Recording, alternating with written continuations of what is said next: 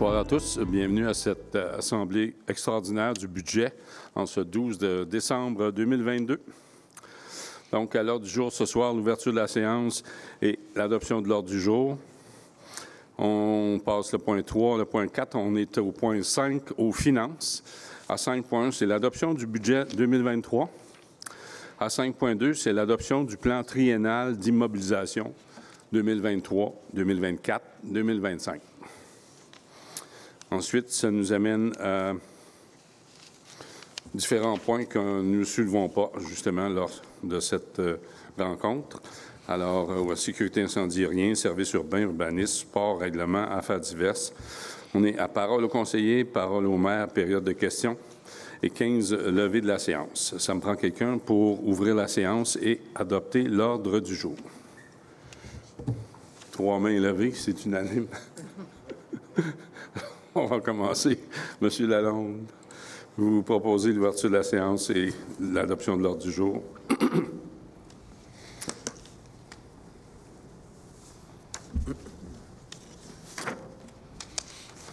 Donc, on est au point 5.1. C'est l'adoption du budget 2023.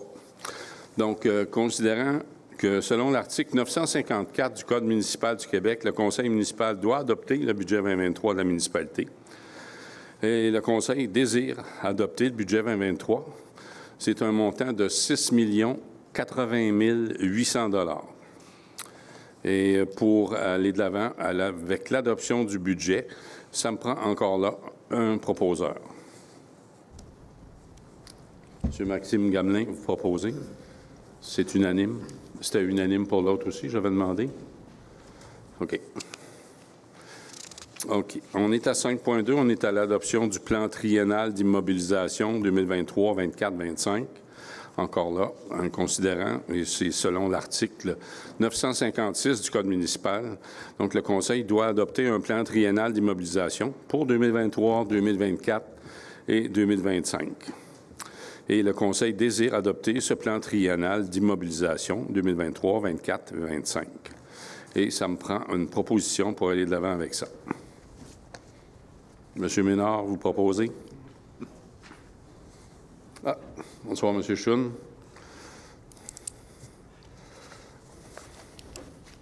Est-ce que tout le monde est d'accord? Même Monsieur Chun? Oui.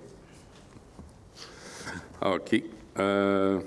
Donc, on va vous faire une présentation du budget. Notre directeur général est là pour faire la présentation et j'y laisse la place maintenant. Monsieur Éric Lachapelle, allez-y. Merci beaucoup, Monsieur le maire. Évidemment, avant de commencer, j'aimerais, pour l'adoption du budget, j'aimerais remercier évidemment tous les employés municipaux qui ont travaillé sur ce dossier. Donc, on n'est pas là depuis longtemps, mais les gens ont travaillé d'arrache-pied pour y arriver. Ma collègue Joanne Coursol, évidemment, et l'ensemble de mon équipe là, pour arriver à faire un budget dont nous sommes fiers. Évidemment, les faits saillants cette année en 2023, mais évidemment en 2022, vous avez constaté, comme tout le monde, un peu l'inflation importante, une inflation qui devrait se continuer en 2023. Bien évidemment aussi le nouveau rôle foncier qui entre en vigueur pour Saint-Polycarpe à partir de 2023. Donc, le nouveau rôle foncier fera office pour l'année 2023, 2024 ainsi que 2025. Le pourcentage d'augmentation des valeurs de chacune des catégories est différent. Ce serait le fun si tout le monde augmenterait de la même façon, mais les catégories résidentielles, agricoles, commerciales et 6 logements et plus n'augmentent pas évidemment à la même hauteur. Donc, ça, c'est important d'en tenir compte. Aussi, une particularité dans la loi, l'article 249 de la loi sur la fiscalité municipale, qui interdit à un conseil municipal d'imposer à une catégorie agricole un taux plus élevé qu'une catégorie résidentielle. Donc, ça, on verra tout à l'heure l'impact de cette loi-là, mais c'est une loi qui concerne toutes les municipalités, pas seulement Saint-Polycarpe. Évidemment, la capacité de payer des citoyens de Saint-Polycarpe est à considérer quand on fait des budgets. Oui, il y a l'inflation, mais il faut quand même penser à la capacité de payer des gens. Saint-Polycarpe a une croissance très limitée. Bien sûr qu'on n'est pas une ville en développement, donc il ne se bâtit pas 800 maisons par année sur notre territoire. Donc ça a un impact sur notre façon de faire le budget. Il y a des projets importants à réaliser au cours de la prochaine et des prochaines années. On parle ici d'aréna, de casernes, d'affaissement de routes, de différents projets comme ça qui sont importants à réaliser, auxquels il faut tenir compte. On a des projets à financer. Les projets que je viens de vous énumérer devront être faits via des règlements d'emprunt, donc financés. Les taux d'intérêt sont plus élevés depuis quelques mois et ils le seront encore en 2023. Et évidemment, les refinancements des dettes qui sont déjà contractées, quand arrivera les termes à échéance, nous aurons évidemment des taux d'intérêt qui sont plus élevés que ce qu'on vit depuis les dernières années. Donc, voici les faits saillants qui nous ont guidés pour faire le budget 2023. L'état de la situation maintenant, bien évidemment, quand on commence l'année, on veut savoir qu'est-ce qu'il y a dans le compte de banque. Donc, au 31 décembre 2021, nous avions environ 4 millions de dollars de surplus accumulés au cours des différentes années. Comme il est marqué sur votre document, ce sont des données préliminaires et estimées en date d'aujourd'hui, car le vérificateur n'a toujours pas approuvé nos états financiers. On voit les différentes dépenses qu'il y a eu au courant de l'année 2022 à même ce surplus. Donc, les plus importants, évidemment, l'augmentation du fonds de roulement, l'aménagement du parc Rémy-Gauthier et l'appropriation du surplus pour le balancement du budget 2022. Donc, c'est des projets qui ont été pris à même le surplus. Donc, on estime qu'au 31 décembre 2022, le surplus non affecté devrait avoisiner 2 517 800 $ et un surplus affecté de 351 500 $, différents projets qui s'additionnent pour faire ce montant-là. Maintenant, l'état de la situation aussi pour le fonds de roulement. Le fonds de roulement au 31 décembre était de 100 000 $. Il y a eu différentes transactions dans ce fonds-là. Le fonds de roulement, ce que c'est un fonds pour nous permettre de s'emprunter de l'argent à nous-mêmes. Donc, on achète des équipements roulants d'habitude ou des équipements qui ont une durée de vie d'environ 5 ans. Donc, le fonds de roulement, on prend la dépense et on doit rembourser de façon égale les 5 années suivantes. Donc, c'est par ce fonds-là qu'on a acheté différents équipements. Et on a aussi mis à 2 reprises, on a renfloué ce fonds-là la première fois pour 200 000 en mai 2022 et on a fait aussi en novembre pour une somme de 400 000 $ pour avoir un total au 31 décembre 2022 de 320 200 $ qui est disponible pour faire des dépenses dans ce fonds-là. La dette au 31 décembre 2021, encore une fois, sont des données préliminaires et sont estimées. On attend les vérificateurs pour avoir les chiffres finaux. Mais au 31 décembre, la dette de la municipalité était de 5 678 300 $. Le service de dette de l'année 2022 était de 694 300 $. Donc, service de dette, c'est les montants d'argent qu'on débourse à tous les ans pour rembourser notre dette, justement. Et le ratio service de dette sur le budget annuel 2022 était de l'ordre de 13 %. Maintenant, pour le budget 2023, évidemment, la loi nous oblige à avoir un budget équilibré. Donc, une ville n'a pas le droit de faire de déficit. Ce qui nous donne, évidemment, dans la colonne de gauche, des revenus pour 6 080 800 $ et évidemment, l'équivalent en dépenses dans la colonne de droite de 6 080 000. Donc, un budget là, approximatif là, de 6,1 millions pour 2023. Comment on arrive à 6,80 000 $? Bien, on a la comparaison avec le budget 2022. Donc, ici, on fait une comparaison entre le budget 2023 qui est adopté ce soir et le budget 2022, et non le réel. Et là, on voit par les différentes familles, on voit les montants d'argent comparatifs entre 2022 et 2023. On voit que le budget était de 5,5 millions en 2022 pour une augmentation en 2023 de 6 080 000 $. Donc, ça, évidemment, c'est les mêmes dépenses, les mêmes activités, mais inflation inclus, salaire bonifié aussi, donc suite aux conventions collectives et différents contrats de travail de la municipalité. Tout est inclus dans ce montant-là. Donc, encore une fois, un budget équilibré pour 2023. Maintenant, d'où vient l'argent? On a parlé tout à l'heure du rôle triennal d'évaluation qui va être en vigueur à partir du 1er janvier 2023. Là, on voit bien quand on fait une comparaison avec 2022, on voit que le rôle d'évaluation se concentre évidemment pour les 4 catégories, la catégorie résidentielle, la catégorie commerciale, la catégorie 6 logements et plus, ainsi que l'agricole. On voit très bien que nos 2 catégories prédominantes sont la résidentielle et l'agricole. Commercial et 6 logements sont de façon plus marginale, représentent 10 % pour les deux catégories. On voit très bien qu'en 2022, en résidentiel, il y avait 190 millions de valeur et il y en a maintenant 279 millions en 2023, une augmentation de 47 % du montant. Donc, la maison moyenne à Saint-Polycarpe est partie de 218 185 et s'en va pour 2023 à 321 000, encore une fois, pour un montant de 47 %. Pour ce qui est de l'agricole, mais la terre moyenne à Saint-Polycarpe valait 944 939 $ et elle va valoir à partir du 1er janvier 2023 pour les 3 prochaines années une valeur de 1 053 447 pour une augmentation de 11 %.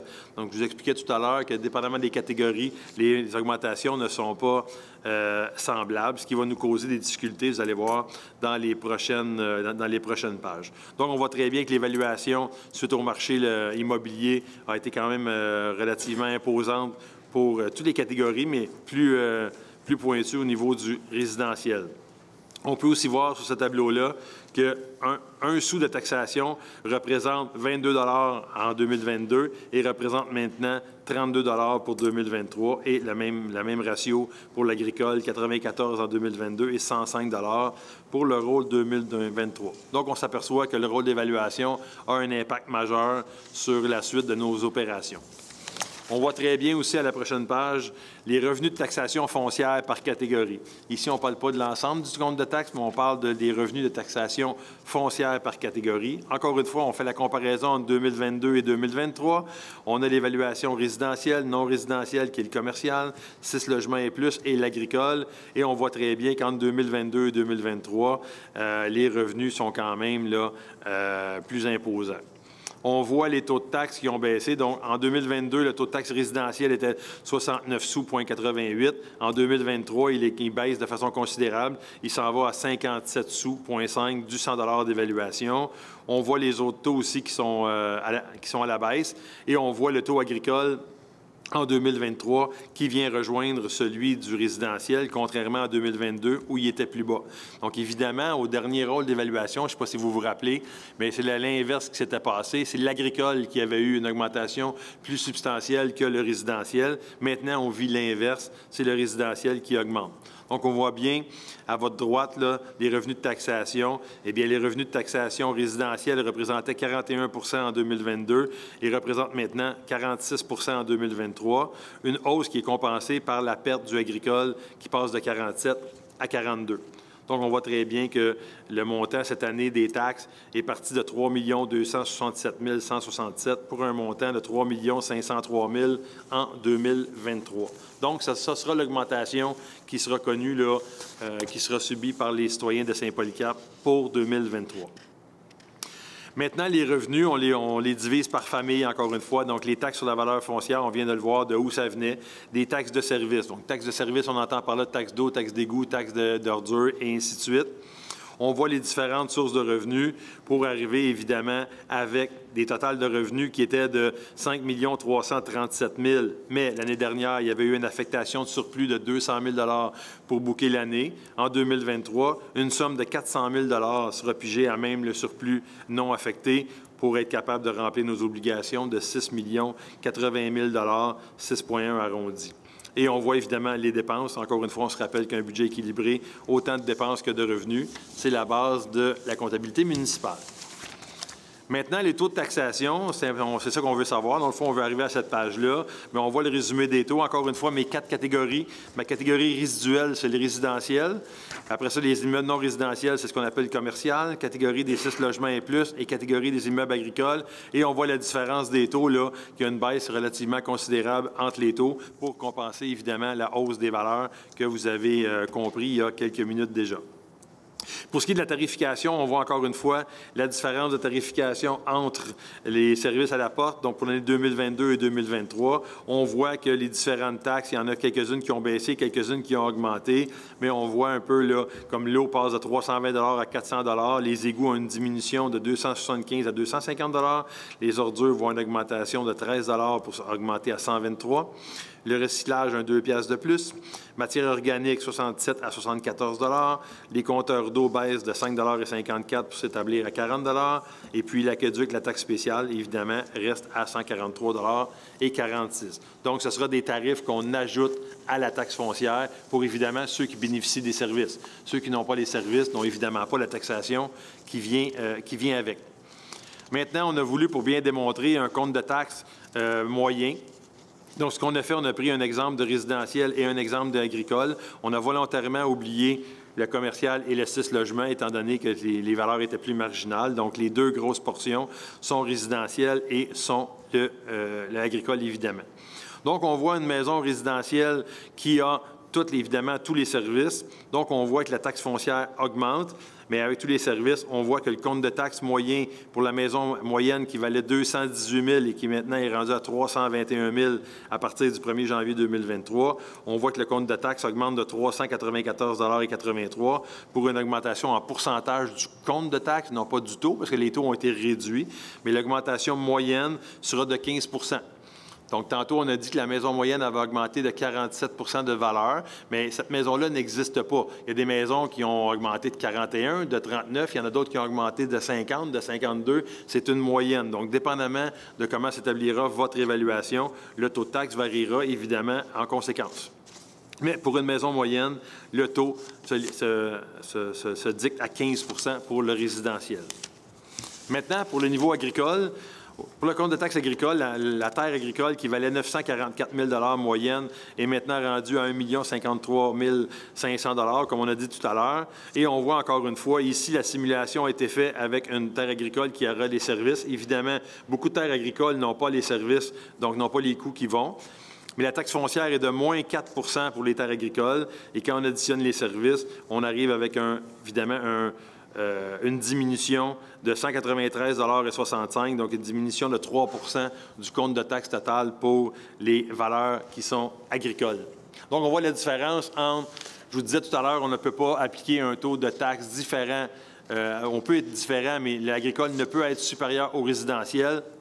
On voit ici très bien que le Conseil était pris devant un choix déchirant parce que, évidemment, comme tout le monde, le compte de taxe aurait augmenté de 7 % pour tout le monde et tout le monde aurait été de façon égale, mais malheureusement, la loi nous empêche d'y aller. C'est pour ça que le résidentiel a une augmentation beaucoup plus substantielle de 15 % tandis qu'il y a une diminution de 4 % du compte agricole. Donc ça, encore une fois, on a regardé toutes les options qu'on avait, mais malheureusement, la loi nous empêche de faire différemment. C'est malheureux, mais c'est comme ça. Donc, c'est pour ce qui est du budget d'opération. Maintenant, le PTI, donc le Programme triennal des immobilisations, on voit les 3 années devant nous. Donc, la première année, il y aura 8,2 millions de travaux qui seront effectués. 2024, 12,9 et 2025, 1 million. Pour un total sur les 3 prochaines années de 22,1 millions de projets qui sont listés. Évidemment, l'adoption du PTI ne garantit pas l'exécution de ces travaux. Donc, il y a des travaux qui peuvent apparaître. Il peut y avoir des travaux qui ne sont pas prévus là, qui seraient faits, comme il y a des travaux qui sont là, qui peuvent ne pas être faits. Donc, ça, c'est le Conseil, au fil du temps, qui donnera l'aval pour les différents projets. Vous avez une liste, évidemment, relativement exhaustive, et ils sont séparés par la source de financement. Donc, vous avez quand même plusieurs projets, des plus petits projets, mais il y a quand même des plus grands projets qui sont, par exemple, évidemment, la mise à niveau du parc Rémy-Gauthier, donc les jeux d'eau qui sont en train là, de se mettre à jour. Donc, ça, c'est un projet qui est important, 600 000 $ parce qu'il y avait des subventions qui nous permettaient de baisser le prix. Il y a évidemment les projets de tech. Donc, il y aura du pavage et des laqueducs faits sur la rue de l'Église. Il y aura beaucoup d'argent aussi qui seront mis au niveau de l'étang aéré, au niveau de la taxe sur l'essence de Canada-Québec. Il y a évidemment, comme on le dit tout à l'heure, des subventions de la MADA pour le parc Rémy-Gauthier. Un camion de déneigement aussi qui va être sur notre liste d'achat. Il y aura évidemment la caserne d'incendie avec le garage municipal qui est toujours d'actualité, même si le projet ne fait pas encore l'unanimité. Il y a évidemment nos différents affaissements de terrain un petit peu partout, donc le 511 Élie-Auclair et les autres, le 887, le 1031, le 2067, quant à lui, est maintenant terminé ou presque. Par la suite, il y a évidemment un programme pour l'assainissement des eaux, donc toutes nos transactions avec la municipalité de Sainte-Justine. Il y a des travaux à faire au niveau de la production et de la distribution de l'eau. Il y a évidemment le projet de l'Aréna qui est en soumission présentement. D'ailleurs, la soumission, s'il n'y a pas de changement, sera ouverte le 11 janvier prochain. Donc, on aurait des nouvelles à ce moment-là. Donc, le projet d'Aréna est là. Évidemment, une glace réfrigérée. Donc, ça aussi, c'est un projet là, qui est sur la table. Donc, on a aussi différents pavages sur les rues Cuérier et Wilfrid, du pavage d'imprévu. Un étang aéré qui est prévu aussi pour 2024, donc un 3e étang pour compenser les capacités d'égout qui nous sont insuffisantes pour le développement. et les différents équipements là, pour le gazon, la signalisation ou des choses comme ça. Ce sont des projets qui sont relativement importants. Maintenant, pour vous indiquer, au 31 décembre 2021, on l'a souligné tout à l'heure, mais la dette est d'environ 5,6 millions. Le service de dette actuel est d'environ 600 000 par année. Donc, on voit que pour une évaluation moyenne, autant pour le résidentiel à 321 000 que le agricole à 1 53 000, on voulait un peu vous donner une idée de combien ça coûtait ou de combien ça revenait. Donc, on a fait un emprunt de 100 000 pour se donner une idée, un emprunt de 500 000 et un emprunt d'1 million. Donc, vous comprenez qu'à chaque fois que la municipalité emprunte 1 million pour un projet, bien, pour une maison moyenne, c'est l'équivalent de 44 sur une période de 20 ans. Si votre maison vaut 2 fois ce prix-là, donc 642 060, vous venez de comprendre que ça augmente de 88 et ainsi de suite. Et pour une terre agricole moyenne de 1 53 000, on voit qu'un projet d'1 million revient à 143 par année pendant 20 ans. Donc, c'est vraiment là, un ordre de grandeur pour les différents projets qui ont été énumérés. Donc, j'essaie de rentrer dans mon temps. C'est pas si pire. Donc, il nous resterait des questions. Mais si jamais les questions, il nous reste 8 minutes, mais si jamais il y a des questions supplémentaires, on pourra les adresser dans l'Assemblée municipale ordinaire par la suite. Donc, est-ce qu'il y a des questions sur le budget?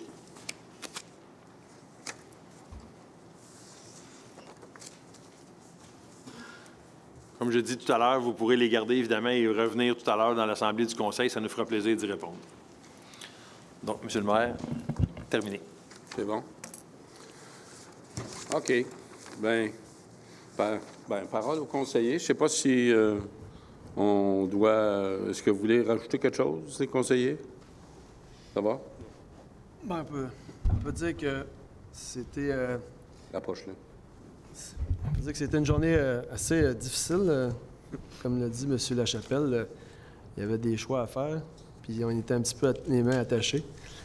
Il y a plein de projets qui s'en viennent, il y a plein de choses qui vont être nécessaires. C'est ça, ça nous a fait une journée où est-ce que il a fallu se gratter la tête, et puis en tout cas, c'est ce qu'on présente donc ce soir. Merci. Ça va? OK. Juste pour dire, je n'ai pas vraiment le goût d'élaborer là-dessus, parce que c'est la première fois, je pense, qu'on fait un budget où je trouve que c'est aussi difficile de réussir à minimiser les impacts. Avec les lois et les règles qui nous régissent, bien, des fois, on se retrouve, je vous dirais, avec des règles qui sont dépassées. Bien, on se retrouve à naviguer dans des difficultés, je dois le dire, là, parce qu'on n'a pas le droit de bouger le taux de taxe résidentielle. Le taux de taxe agricole ne peut pas être plus haut. L'année dernière, c'était à l'inverse. On avait un taux de taxe agricole qui était inférieur. Mais là, l'impact est toujours significatif à chaque fois qu'on veut baisser d'une scène, bien, on perd de l'argent. Fait que bon, j'ai jamais vu ça, là. Alors, on compose avec ça. Puis, on n'a pas le choix. Fait que, c'est la première fois que je peux vous dire que je suis assis devant vous avec un budget que je trouve qui me plaît plus ou moins. Mais on est confronté, comme je vous dis, avec toutes ces belles règles qui nous régissent. Alors, c'est ça. On est rendu à l'étape de fermer l'Assemblée spéciale du budget. Alors, ça me prendrait quelqu'un pour officiellement fermer cette séance extraordinaire du budget. M. Chun, vous fermez l'Assemblée? C'est unanime? Ça va. Merci.